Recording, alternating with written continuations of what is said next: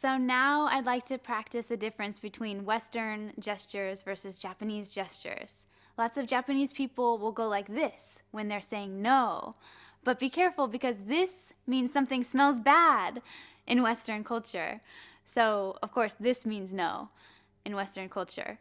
So when I first came to Japan, I was lost and I was asking people on the train, oh, does this train go to Nakano Station? And they said, and I said, oh, do I smell bad?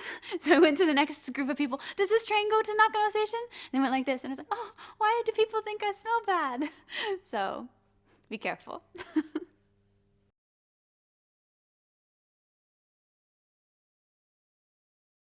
So sometimes when people are talking about themselves in Japan, they point right here. But in American culture or Western culture, we point right here when you talk about themselves. Or we don't even really point that much, to be honest.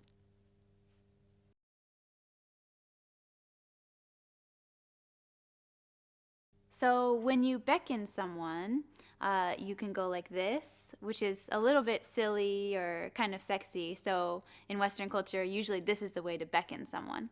I know in Japanese culture, this is the way to beckon someone, but this looks like you're saying goodbye to them. So be careful.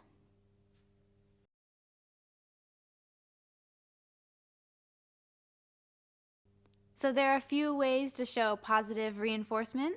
Of course, there's the thumbs up, the OK sign, the salute is also used sometimes. With another person, you can do a fist bump like this or a high five.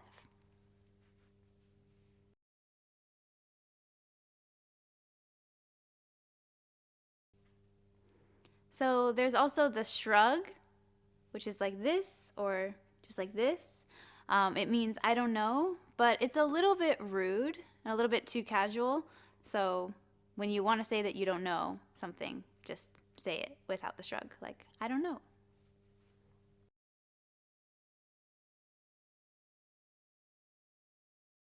So crossing your fingers actually has two meanings. When you're showing the person and you have both your fingers crossed, it means you're hoping for someone or something.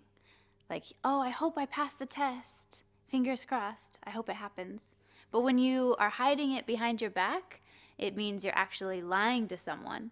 Like if someone asks you, oh, do you like me? And you say, oh, yes, I love you. But you secretly had your fingers crossed, it means you are lying to them.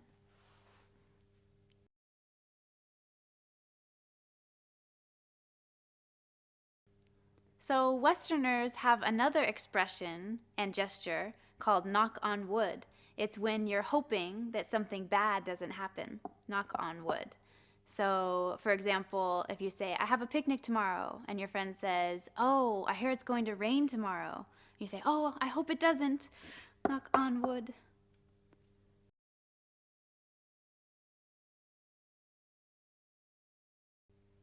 Okay, one that's really difficult to explain is the air quotes. I know you've seen it, and it's really difficult to explain because it's talking about something sarcastic.